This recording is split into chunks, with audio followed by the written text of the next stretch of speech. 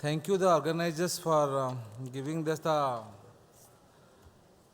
theme and second session, Socio-Economic, Environmental and Emerging Issues. Before that, I would like to introduce myself. I am Dr. S.K. Das from National Center for Coastal Research of Ministry of Earth Sciences. We do all the coastal research, starting from the pollution, coastal disaster, coastal processes, ecosystem, understanding ecosystem, and as well as capacity building. All where we go hand in hand with the public involved in the living in the coastal area. Before that, I would like to tell about the Indian scenario of the coastline, that it is the 7th longest in the world, India, and 1.5 people, 1:5 ratio people live in the coastline.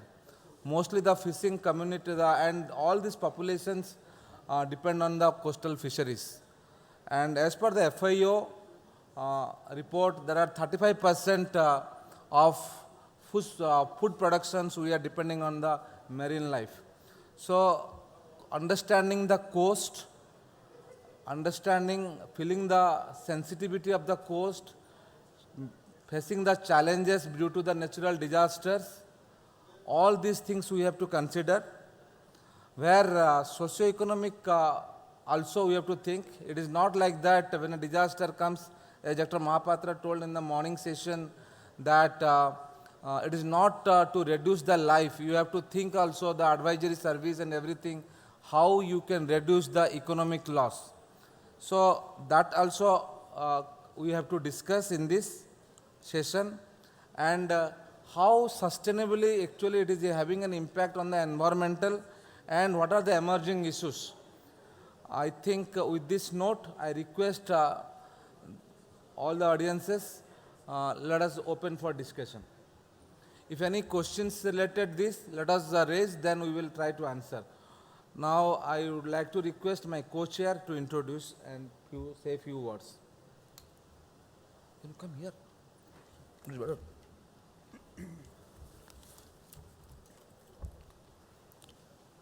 Yeah. Good afternoon, all of you. I am Anil Kathet. I am attached with Center for Hill Area Development under Geometrical Hazard Risk Management Division of National Institute of Disaster Management. Here we will talk about socio-economic, environment and emerging issues. In today's era, climate change is hot topic. We all are in every conference workshop we are debate about climate change, but it is not a new phenomena. Since the evolution of Earth has faced different climate change, from being one big ocean and one single continent to current setup of tectonic plates. The evolution of Earth has seen many changes in environment. But it is the rapid rate and the magnitude of climate change occurring now that is of great concern, and anthropogenic activities is one of the main cause of this climate change.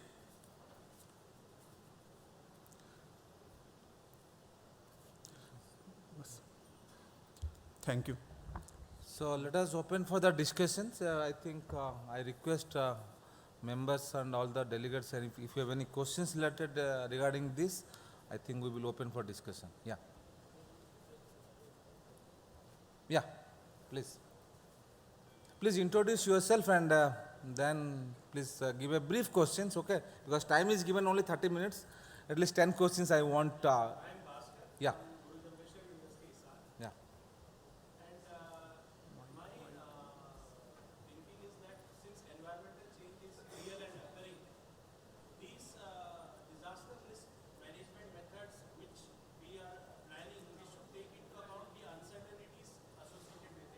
Yeah. Because if the thing is happening, sea level rises, storm surge will be more intense,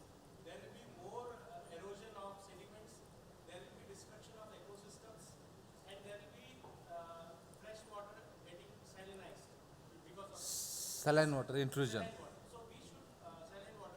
Intrusion. So these factors must be taken into account while planning for the coastal disaster risk. Yes, I think I agree with this. As we do the different type of research, but sometimes we think only one side. But other things also, other side you have to think. Somebody I was discussing that, he was telling Marina Beach was very beautiful. I said other side, if you see the Marina Beach, there is a severe erosion. And over the time period, as climate change is happening, environmental is concerned, ecosystem is getting destroyed, all these things are actually evident. And our research focus has to balance both the things. Then only we can call sustainable development or... Yes, I agree with that. I am pointing into note into that. I think we need to do that in aspect. Both angle we have to think. Ministry of Earth Science is now started thinking that angle. Earlier, 20 years back research and present research also we think. For your kind information, I would like to tell you the audience that I don't know how many of you know that a beach eroding happen. What do? What is the preventive measures? You may obstacle something, right? You may construct a wall or something. But renovation of beaches is the new techniques which we have started actually. So because the energy whatever is coming, that is actually creating havoc to the coast. So there are a lot of remedial soft measures because hard solutions is not always right. So soft solutions also sometimes we have to incorporate into that. Switching over to next. Social problems are evident, many. Okay, I think again I will highlight little bit. The frequency of disaster is increasing, no doubt about it. Times of India reported that coastal city like Bombay and everything is then based on a single IPCC projection. Scientists are working on that, how far it is true, and scientists is also thinking if suppose tomorrow a new projection will come, whether it is resilient will be there or not for the coast. What type of preventive measures we are doing. That is the main objective of this type of workshops and everything. So when the socio-economic point of view thing, when you go to the field, you will find a lot of challenges. So I would like to request everybody please come and tell some issues who are having. Actually, I want to know how many of you are from the coastline, actually natural. If anybody raise your hand. Only 1, 2, 3, only 3 people from the coast. 7,500 kilometer coastline, 3 sides open on the mainland of India. But still we have a thinking process to feel the things, how actually coast. I'm certainly telling you, it is a very challenging thing. In a conference room we do modeling, so we do in a computer room, but going to an ocean, talking to the people is really a very difficult task. You will ask me why? You can ask, no, why, sir, why difficult? Because 2 times you will vomit in the ocean, then automatically everything will your eyes will come out, then you cannot talk. It is a fact, I am telling you. It is a serious concern. So that is why telling the coastal community is it is a very fragile community and it is a very difficult task. However, scientists are doing, but I would like to hear more from the audience rather than from my side.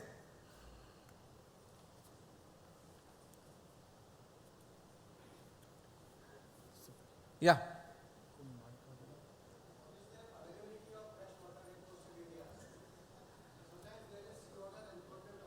Yeah.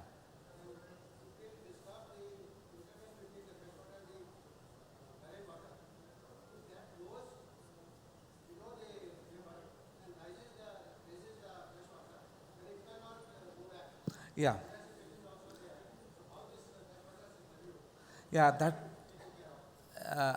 Yeah, that is a very serious issue. Saltwater intrusion in each pocket of the entire Indian coastline nowadays is a concern. Why? First, we have to understand that why it happens. Actually, it has happened because of the developmental activities, what actually is going to be.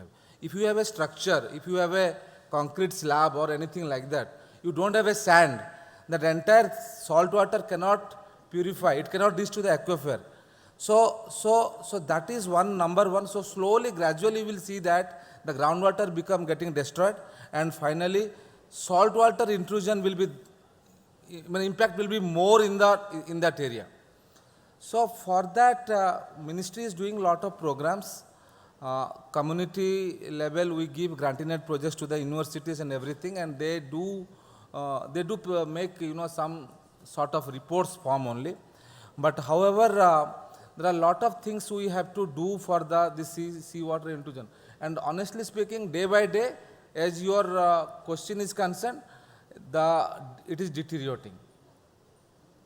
Yeah. Yes.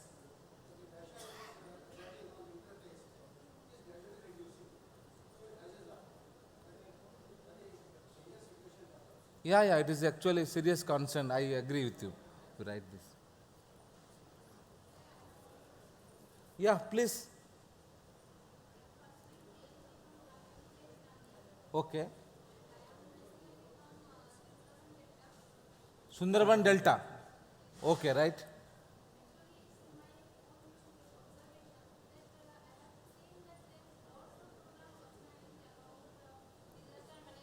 Disaster risk reduction.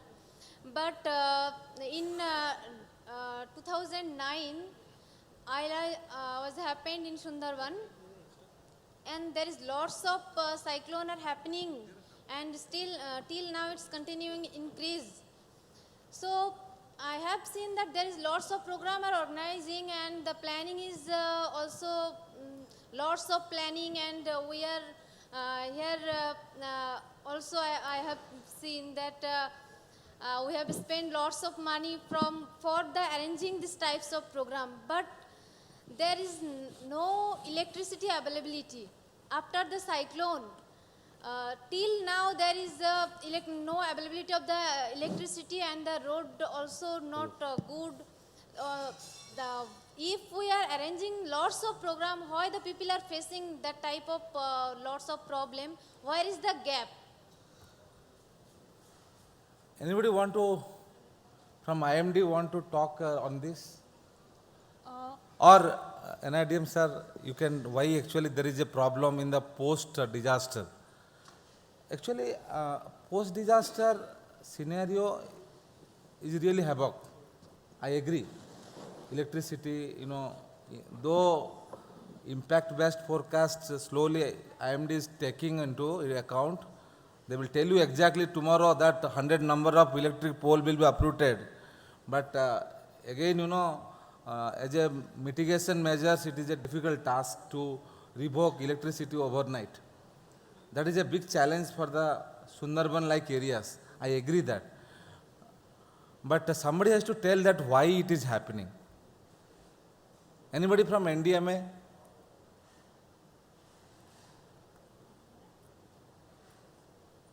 Sir, anything you want to?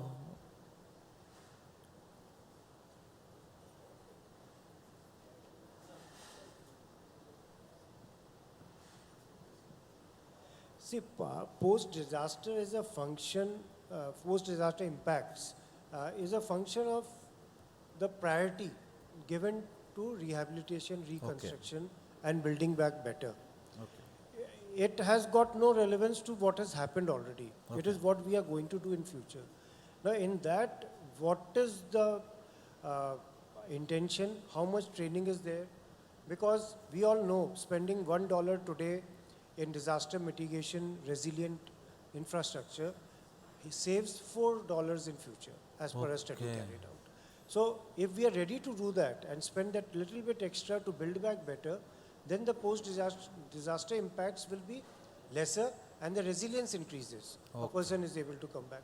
Now in Sundarban area is frequently visited by, not only Sundarban, there are many areas, and many areas, lot of initiatives are being taken to build back better, to create infrastructure, to create this underground power telecom lines. NDMA has spoken about it in the morning. That is all so that the post-disaster impact is reduced. But the resilience, the post-disaster impact is totally a function of money. Money spent during that.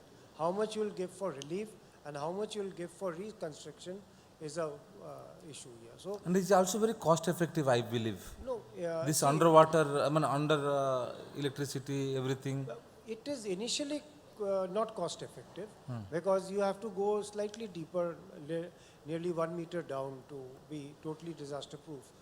But in the long run, it becomes very cost effective. Very cost effective. Because then the maintenance, Yeah. everything is reduces to a great extent. But initial cabling is very, like NCRM projects, thousands of kilometers of underground cabling is being done all along the coast in these 6 states. So those are the means we have to take. That is the disaster risk reduction that we are talking about is that aspect. That aspect. That aspect. One is the response relief, that is different. But unless we go in for what happens after disaster, is it resilient enough to bounce back? That is the issue. And that So- is where, wherever there is a lack of focus or lack of different priorities, things So become priority is the concern actually. So priority wise actually done. Clear. Thank you, sir. Yeah. Next. Sir, I see the role of governance in coastal area ecology and management. You know, mangrove vegetation is a home of flora and fauna and wildlife for particular reason. It is very important to save from tsunami and other disasters. Yes. Mangrove. And the role of governance is like that. The so many human intervention, developmental activities are disturbing coastal areas.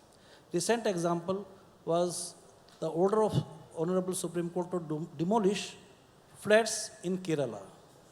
However, it was how they are created, they erected the structure. It is a protected zone, coastal area. So many rules, regulations, notifications are there of Ministry of Environment. Besides of all the regulations, the buildings are being constructed, illegal buildings in coastal areas, and it is only the Supreme Court which has protected us from that danger. It is not the executive. It is somewhat made, so this is the role. What type of governance is this? Is it good governance or worst governance? So similarly, it has the socio-economic impact on the inhabitants in coastal areas. Both issues are very important. Good governance that can protect and save coastal areas, adverse, they can save us from adverse socio-economic impact on the local inhabitants of coastal areas. Thank you, sir. Thank you. Thank you for the input actually. It is a well said. Good governance is ultimately, most important thing for making this type of management. That's why you called, integrated coastal zone management. That's why that ICZM concept has evolved. Yeah. Sir, livelihood depends on tourism is collapsed. Livelihood on tourism is collapsed. Depends, sir. Livelihood depends on tourism is collapsed. Livelihood depends on tourism is collapsed. Tourism, right? Yeah. Okay. So what is the major, sir? No, I think I may not agree with this. May not be all the locations, maybe few locations I think. Any specific locations you have? Like Marina Beach, sir. Huh? Like Marina Beach. Marina Beach, I'm telling you, it is not collapsed. I did not say that. There is the other side of the story is also there. I'm not telling Marina Beach, we are proud of it is the widest beach in the Asia. Correct? And everybody when go to Chennai, they will see the Marina Beach first. Which beach there are so many tourists are going there? Huh? Which beach there are so many tourists are going there? Goa, Goa, you talk like Goa, Bombay. you go to Puri, you go to Digha, when West Bengal. These are the hot tourism spots where in the East Coast, even if you go to the West Coast also, you will find lot of tourism places there where sustainable tourism is still in place. In Goa is a state where free from any disaster, if you see, mostly least disasters are there. But that is also, coastline is very good. But still there are a lot of issues also there, and I'm no doubt about it. But minimum, but tourism sector is very good in that things. Not collapsing, only thing that I will tell you that because of tourism, we don't know the how to manage the coastline. People come tourism, people spoil the beach. Again, marine litter will come into picture into that. There are a lot of other issues are involved, but tourism sector will not collapse, you know, because it is a challenge for people will come 1 lakh people will come every day one beach. Correct? What they will do? They will throw the all garbages into the sea, and then it become a problem for the country to administrator or anybody to do about the marine litter. So a new program started again, marine litter program. Understood? So it is a new issues are there. But as I feel in the Indian coastline, I think people come to the beach for recreational tourism. Of course, it is a more important thing, and as well as a livelihood. A fisherman will get where he will park the boat if beach is not there. Can you think of that?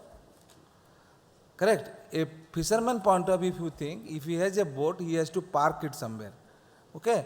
So he need a beach where he can park his boat. He cannot go to a tourism spot and there he cannot park it. So he needs some place where he can do. So all these things we have to think in that angle for a socio-economic point of I view. think travel industry, hotel industry, they are all are products. When any disaster hit the coastal I area, think I am ignored. Anybody want to say anything? Yeah. Over, sir. Anybody respond? No, no, just no, not for the response. Ah. So the many talks about the Marina Beach. Since I belongs to Chennai, Ah. so actually the Marina Beach, sir, just that is still it's widening, Yeah. just because of anthropogenic activities. Earlier, as per the available record, reveals that the construction soon after the construction of the Chennai port, the existing Marina Beach has been developed like anything or widening. Still, it is going on. Yeah. Subsequently, there is that is a sea erosion is taking place further north. What you can say that is Ennur and all. Yeah. So there are because the present topic is socio-economic, that is environmental becoming a major challenging issues. Say for example in the proven method, so ultimate aim to protect the coast from the disaster. So the proven method like somebody mentioned about the mangroves. Then there is a construction of the seawall. So where in the west coast, particularly in the Arapura and the Perumbalitura, that area, you can see that they constructed a seawall so that the existing wall that protect the coast avoiding the erosions. See, for example, if you go to the Pondicherry, the same, accretion that took place long back. So GSI, being a pioneer organization, we did the coastal geomorphological studies. We suggested that particularly the commercial granite deposit, which was, the quarry, the wasted dump materials has been lifted and practically put on the coast, particularly in the Pondicherry coast. So that coastal stretch has been, protected. So our ultimate aim is, that is to avoid coastal erosions, to dissipate the wave energy.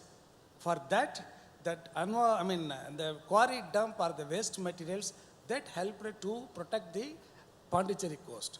If you go to the next things, if you go to the Varkala in Kerala, so where that morning also I spoke, strict implementation of Coastal Zone Regulation Act, 2011 and modified into 2019. So even if you go to that Varkala area, there is a helipad. There are several settlements. 1 minute. These are the things to be done. I want to stop you here. Yeah. You are giving two case study. One is Marina Beach, Pondicherry Beach and Varkala. Yeah. I'm having a fortunate having Dr. Jena. Can you please tell that what actually ministry is thinking about the soil and management plan of Varkala and as well as Pondicherry? Just let me finish about the Varkala, sir.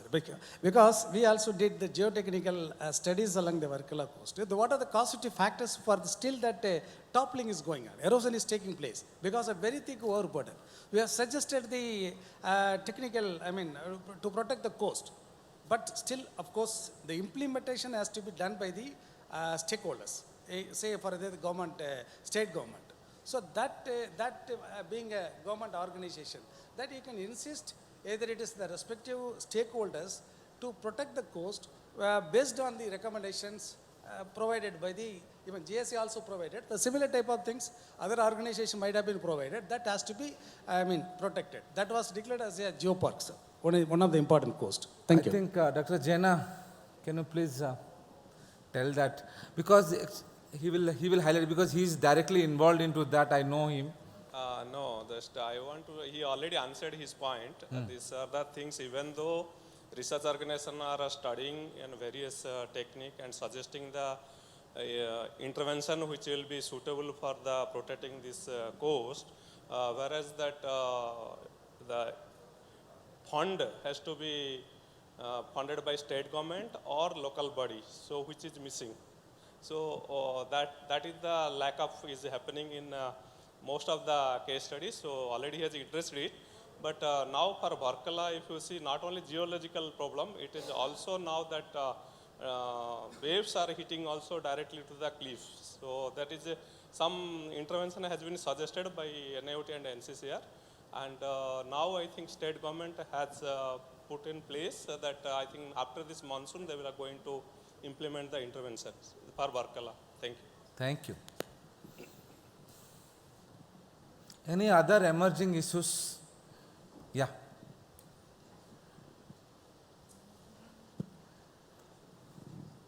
नमस्कार। बिहार की यह समस्या है कि सहरसा, सुपौल, कैमूर, गोपालगंज, चंपारण में प्रति वर्ष बाढ़ आता है, फ्लड आता है, और जो शासन प्रशासन या national institute of disaster management को करना है वह तो करता है, लेकिन एक नई समस्या यह आ रही है आजकल कि पानी जाने के बाद से कीचड़ जो हो रहा है उसमें जो है बहुत लोग लापता हो जा रहे हैं, लापता हो जा रहे हैं। उसके लिए कोई योजना है? और जहां प्रति वर्ष बाढ़ आता है उसके लिए स्टेट गवर्नमेंट तो अपना बनाया हुआ है जो बनाना है डिजास्टर मैनेजमेंट के लिए, लेकिन नेशनल स्तर पर, राष्ट्रीय स्तर पर क्या व्यवस्था है इसकी जानकारी दी जाए। मैं सामुदायिक रेडियो स्टेशन रेडियो रिमझिम का प्रतिनिधि के रूप में आया हूं। धन्यवाद। Anybody will respond to this question? कोई बताना चाहता है? एक्चुअली बाढ़ का समस्या है जो कि मतलब post rehabilitation, it is observation. Okay, will take it into, ये ऑब्जर्वेशन की तरफ से हम लोग ले लिए हैं। Okay, thank you. या any other emerging issues anybody want to highlight?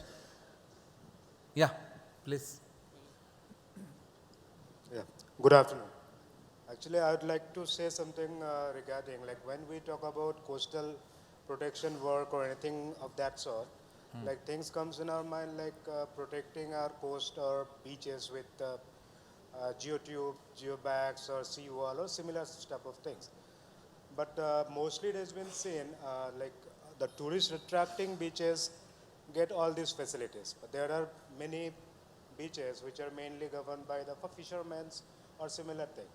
So I am talking about particularly one beach that is in Andhra Pradesh, that is mainly a fisherman village. So wherein we are doing some studies, it has been seen from 2010 till date 2019 with GPS and Google images, the beach has been eroded to 18 meters from the earlier what it was. Okay. So when we go about looking for like what are the protection measures can be taken care of, like the conventional geotube wall or sea wall or anything like that, it costs huge money. And whenever the money comes into the picture, then a lot of things also plays into account. So what we are suggesting, or what we, like we have written a paper also on this topic, that instead of the passive protection for coastal erosion or what we practice in India and subcontinent, why don't we do something like digging up pressure relieving well sort of, like wherein as it has been seen from the observation, the sand, if it is saturated with seawater or saline water, so the cohesion is reduced. So when cohesion is reduced between the intermolecular particles, so whenever a tidal effect comes in, it tends to wash away. So whenever we can release the pressure, so and that way it will be more effective and it will be little cost effective also. So if we can implement some pressure relief well system which has been practiced in some Southeast Asian countries, maybe Philippines, Malaysia. Yeah. So that can be taken care of. So thought of sharing with you, and we have written one technical paper Good. based on this thing. Good that you are working on this aspect. I think it is site to site specific actually. The solutions are not uniform to everywhere. Yes, sir. Based on the intensity of the erosion and everything. And I think some work you people are doing, and that's a great thing. Thank you. We'll take into your note. Thank you, sir. Next. Yeah. Sir, I am Harveen Kaur from Ministry of Housing. I'm a fellow there. So my suggestion is like we should identify the critical buildings in all areas of any city, so that in case of a pre-preparedness plan for disaster management that we are planning, or for instance for post-disaster management plan as well, we should know which are the critical buildings in that area. In case there is disaster, we can contact them, and also the maintenance of those buildings, and if they are complying with the regulations or not, there should be a committee that should be formulated so that they can keep a track of that. So this is one of the suggestions. And also, one of the participants was asking that in case of post-disaster, electricity goes off and we do not have, any option or alternative for that. So for that, I wanted to suggest that I was doing one pilot project in Visakhapatnam. So what they have done is there is one land that was vacant and it could not be utilized for cultivation, nor it could be utilized for developing any area or a building in that particular region. So what they have done is it is also prone to water. So it so happens that sometimes it remains filled with water, and sometimes water is not even there. So they have utilized that area for floating solar panels. So they have put acres of solar panels on that land. So they are utilizing this electricity at the time of disaster, in case there is any disaster. So they are supplying the same electricity to the rural areas. So that's how they have been able to sustain one disaster in past as well. So these are like two suggestions from my side. Yes. Thank you. Well noted. Yeah. Any further questions? When you start? Okay. Any other questions, specific questions or suggestions would like to be? Socio-economic point of view, I think I need some one or two points, because the heterogeneous group leave. Anybody from the Red Cross or anybody? No. Okay. Shall we conclude? I think if no more questions, I think we will conclude that. I would like to thank you everybody that being a part of this discussion. Some issues were discussed, whether it is a technical issues like erosion problems or saltwater intrusion problems, or suggestion like post disaster, what are the precautions you do, what are the precautions government has a plan, that also people want to know that. There is a good thing that is also a part of this. Emerging issues, things like erosion. Mostly people discussed about erosion, correct? Mostly people discussed about erosion. And there are also, people are concerned about that how this post-disaster preparedness or mitigations, things can be speeded up. That things also has been discussed. I think with this thing, I once again thank you all for being a part of this discussion. Thank you once again.